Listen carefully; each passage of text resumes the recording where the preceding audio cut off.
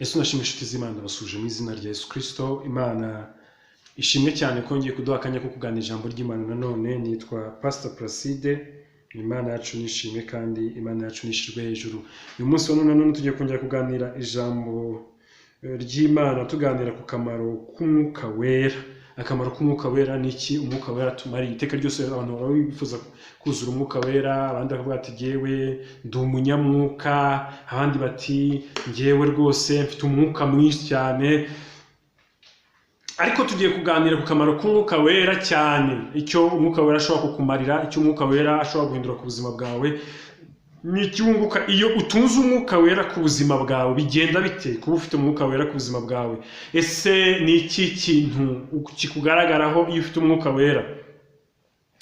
Icyambere navuga mbere yuko twinjira mu ijambo, umwuka wera ni imbaraga z'Imana. Umwuka wera ni imbaraga. Umwuka wera wamanukiye intumwa zivuga mu ndimi, zirangije ziratinyuka. Ubwo bavugaga ngo basinze, Petero arahaguruka avuga ngo wa undi mwishe mukamubamba. Atangira kubashinja yuko bishe Kristo, mbere yarabeberaga ahunga umuja uribuka bavuga ngo uyu nawe yari ari kumwe nawe, aramwihakana kuko nta mwuka wera ruhari. Ariko umwuka wera amaze kuza, Petero arahamya. Urumva ko umwuka wera ubasha kuzuzamo imbaraga. Uragenda wumva rero aho ufite intege nkeya, umenye yuko ukeneye umwuka wera kugira ngo agushoboze.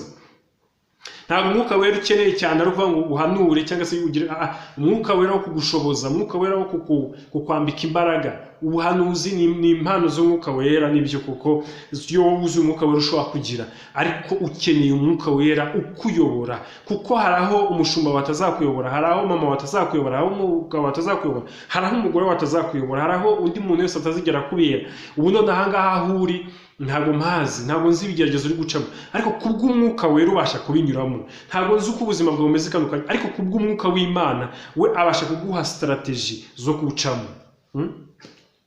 Yasa aravuga ngo uwo mwuka naza azenda kubyo nababwiye, abasha no kutwibutsa tukibuka iby'Imana yavuganye natwe kera mu gihe tugeze mu ntege nkeya.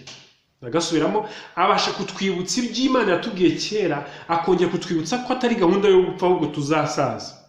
Kubemera ko Imana ivuga, Imana igivugana natwe kugira ngo nzakugira gutya, nzakugira gutya, nzakugira gutya. Abantu bakabaho bazi yuko wenda uzapfa ejo, ariko ukaba uzi ko uzaramba. Nigeze kubwira ndababwira ngo abantu bazajya babona warwaye warembye, babona ko ugiye gupfa, wowe jya ubereke yuko igihe cyawe cyo gupfa kitaragera, kuko hari ijambo ufite wabitse mu mutima.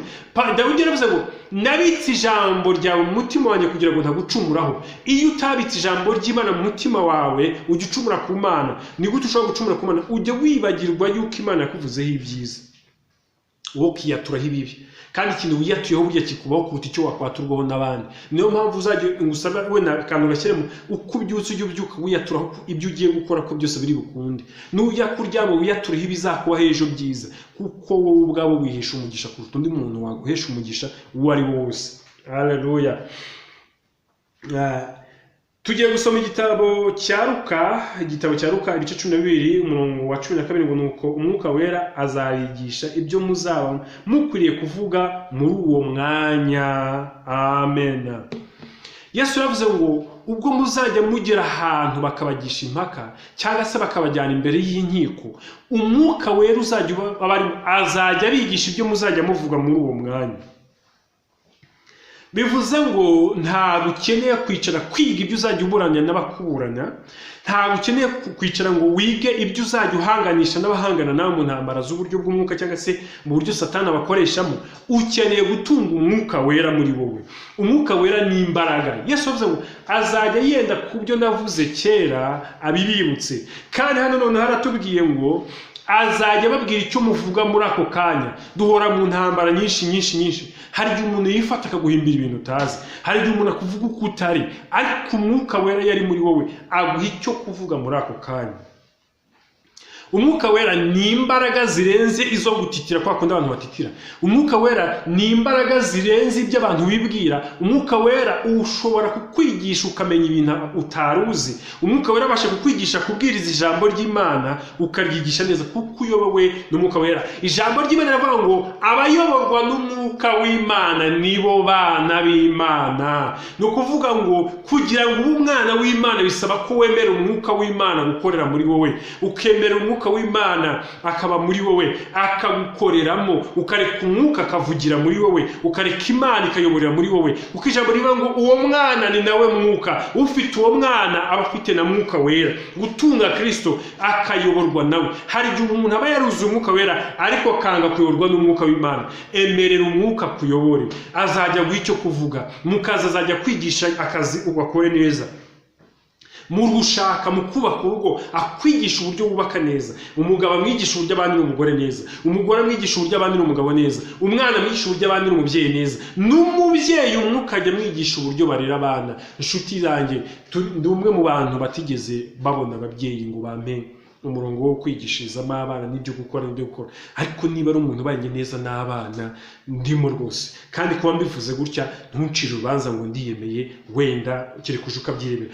Kubw'umwuka wera abasha kunyigisha kuba umubyeyi, agashyira ububyeyi muri njyewe kuko ari umwuka wera, kuko wemereye umwuka wera akaba muri wowe, kuko umwuka wera n'ubundi yaje kudushoboza kuko twari dusanzwe tudashoboye. Icyo ukeneye rero n'umwuka wera. Akamaro k'umwuka wera nakaye, azagufasha, azenda kubyo Kristo yakuvuzeho. Imana iri kukubwira iti nzakuzamura, nzagira ahantu nkugeza, ukagira ukabyibagirwa. Ariko wa mwuka wera, haleluya, akaza kugira ngo humura mwana wanjye, ntabwo uzapfa ahubwo uzarama, kugira ngo uzavuge imirimo n'ibitangaza nakoze. Kuko ijambo ry'Imana Dawidi yavuze ngo abapfuye ntabwo aribo bazaguhamiriza ahubwo abazimu. Kuko ijambo ry'Imana rivuga ngo ntabwo Imana yacu ari Imana y'abapfuye, ni Imana y'abazima. Abapfuye baba barashoje urugendo rwabo, ariko bakiriho nitwe tuba tukiri ku rugendo. Haleluya. Umwuka wera rero ko niko kamaro kawo. Umwuka wera abasha gutuma umugabo w'umunyamahane yihanganira umudamu wari umunyamahane akihanganira umugabo we, abantu bakabana atari uko umwe yahindutse mugenzi we, ariko umwuka akajya kwigisha ibyo kuvuga ndetse akanakuneshereza, agatuma ucisha bugufiya aho wajya gushyira hejuru. Ako niko kamaro k'umwuka wera. Rero inshuti yanjye, iyo ndi kukubwira akamaro k'umwuka wera ugasanga ibyo bintu ntabwo biri muri wowe, ntabwo biri gukora muri wowe, uhita usaba Imana kugira ngo iguhe umwuka wera ndetse iguhe n'uburyo bwo kuyoborwa nawe. Ahari ushobora kubona ufite unahanura ariko utarayoborwa n'umwuka w'Imana. Saba Imana iguhe imbaraga zo kuyoborwa n'umwuka w'Imana. Utegere ugutwi umwuka w'Imana icyo ukubwira. Akubwiye ngo cisha makeya ucishe makeya, akubwiye ngo uvuge ibyo akubwiye, ntugabanye ntiwongere. Umwuka w'Imana rero ni imbaraga zikomeye cyane dukura mu kwizera Kristo no kwakira Kristo nk'umwami n'umukiza w'ubugingo bwacu. Adusukira umwuka wera, kandi umwuka wera nta muntu n'umwe Imana itawugeneye. Umuntu wese wemeye Kristo akamwakira nk'umwami n'umukiza w'ubugingo bwe ahabwa umwuka wera. Ndagira ngo rero guhera uyu munsi wa none usaba Imana kugenda uyobowe n'umwuka w'Imana. Imana iguhe umugisha, singiye gutinda. Reka ngusengere isengesho Imana ikuhe kuyoborwa n'umwuka wera, kuko udafite umwuka w'Imana atari abantu bahinduka ibyigenge. Aho umwuka w'Imana atari abantu bakora ibyo bashatse, ntabwo bagikora ibyo Imana ishatse. Reka dusenge Imana iduhe imbaraga zo kuyoborwa n'umwuka wayo. Nk'abandi ndagushimira ndaguhimbaje muri aya masaha nk'aya ngaya Data mwiza n'ukuri ndagusenze, ndaguhamagaye mu izina rya Yesu Kristo ngo umwuka wawe Mana nyir'ingabo umanuke ku bantu bankurikiye muri aka kanya, ubahe imbaraga zo kuyoborwa nabo, kuko Data mwiza n'ukuri inzira ijya mu ijuru uyu muntu ayigirashamo kuyoborwa n'umwuka wera. Mu izina rya Yesu Kristo reka ubahe umwuka w'ubwenge, umwuka w'ubutwari, umwuka wo guhamya, umwuka wo gukora icyo ushaka kandi ukagikora igihe ushakiye, mu izina rya Yesu Kristo. Kandi bazajya bajye bavuga icyo umwuka babwiye, umwuka wo kuba ku rugo, umwuka wo kurera abana, umwuka w'abana kumvira ababyeyi, umwuka wo guca bugufiya, umwuka wo kuringaniza ibintu, umuntu akaba mu buzima bwejejwe. Ngaho komeza kubana nabo rero, nanjye komeze kubana nanjye. Ibyo byose mbisabye Imana Data.